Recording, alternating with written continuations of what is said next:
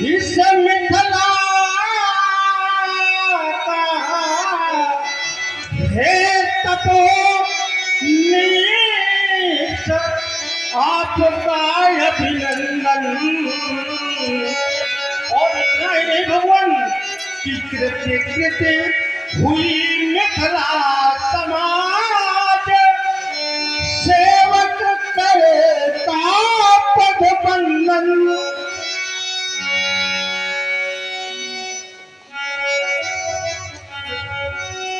कि है स्वाभिमान के विमल सूर, अद्भुत तेजस्वी परशुराम।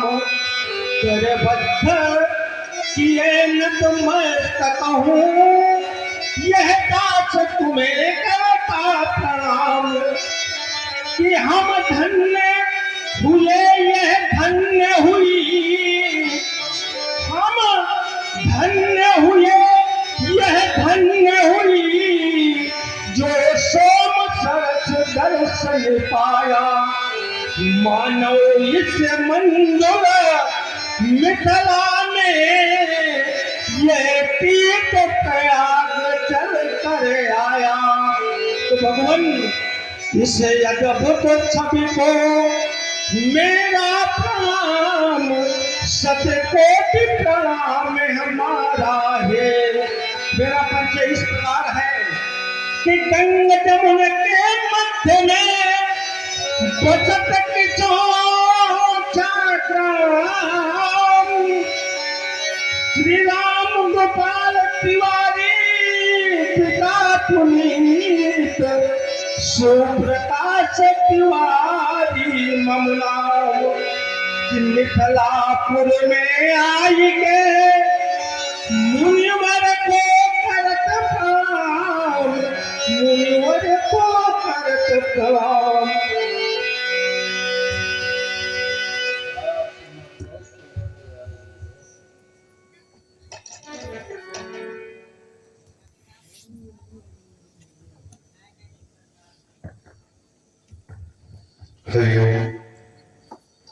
क्योंकि व्यक्ति के व्यक्तित्व से कहीं ना कहीं झलकता है कि वो संगीत का प्रेमी है, और आपके व्यक्तित्व से ये झलका कि आपको संगीत से लगाव है। और जिस व्यक्ति के जीवन में साहित्य और संगीत नहीं है महाराज, वो पशु है, और ऐसा पशु है कि बिना सींग पूंछ का पशु है। बिना सींग पूंछ के पशु का कोई अस्तित्व समाज में नहीं होता।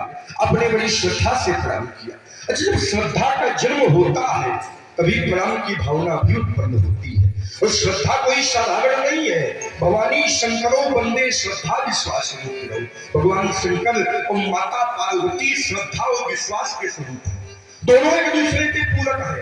बिना श्रद्धा के विश्वास नहीं हो सकता, और बिना विश्वास के श्रद्धा का जन्म नहीं हो सकता। जाने बिन न होए पर प्रीति। अपनी बड़ी श्रद्धा से प्रणाम किया।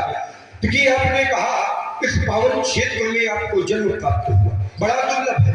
पहले तो मानव शरीर प्राप्त हो जाए, ये बड़ा दुर्लभ है। बड़े भाग्य मानुष तन पावा, सुर देह माध्यम सुलभम सुदुर्लभ। ये मानव शरीर मिल जाए बड़ा दुर्लभ है, लेकिन मानव शरीर के बाद ब्राह्मण का शरीर मिल जाए ये उससे भी दुर्लभ।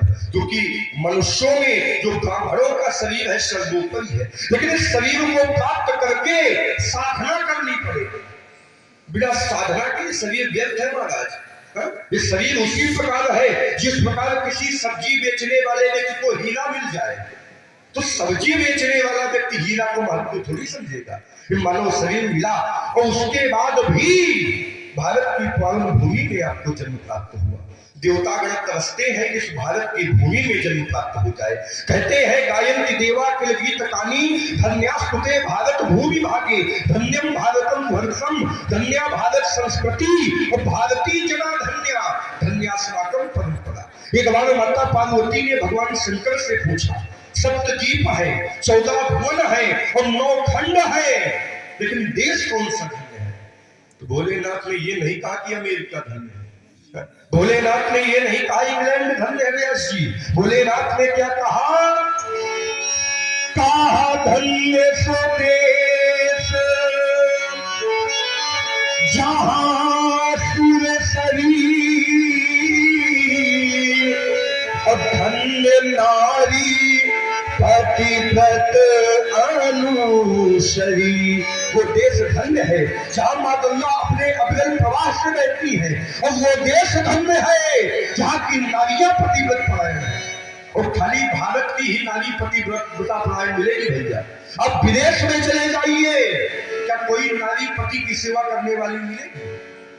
ये भारत की ही परिभाषा है कि भारत की नारी पत्नी तो एक की होती है लेकिन माता अनेक की होती है। वही विदेश की नारी माता तो एक की होती है लेकिन पत्नी अनेक की होती है। चौथी बात, जिस भूमि में हम आपने जन्म प्राप्त करना किया, ये स्थान में जन्म प्राप्त करना बड़ा दुर्लभ। गंगा यमुन योर मध्य नारायण जन्म दुर्लभा। गंगा यमुना के मध्य मानव शरीर मिल जाए और आप के लिए हमारा शुभाशीर्वाद है। धर्म की ध्वजा को धारण करके इस धर्म को सुरक्षित रखें। जाग पड़े युद्ध वीर ये धारण कानन में, असूर के समान एक बार फिर दहाड़ दो। करना क्या है? मेट दो धरा से ये धर्म द्रोहियों का नाम तुम, और कायर कपूतों का कलेजा बड़ फाड़ दो। क्योंकि हमारे सनातन धर्म में बहुत घाट हो रहे हैं। हमको जुड़ने की आवश्यकता है, अलग होने की आवश्यकता। ये जाति पात कुल धर्म बड़ाई बाद में है, पहले हम सनातनी हैं। अगर हम बट गए, अगर बांटे जाओगे तो भैया फिर काटे जाओगे, इसलिए बटना नहीं है। करना क्या है कि लेकर के ये धर्म ध्वजा नगर नगर में फहराओ, वो ब्राह्मण साधु संतों का अपमान न तुमसे हो जाए, और पछताना व्यर्थ पड़े न पाल।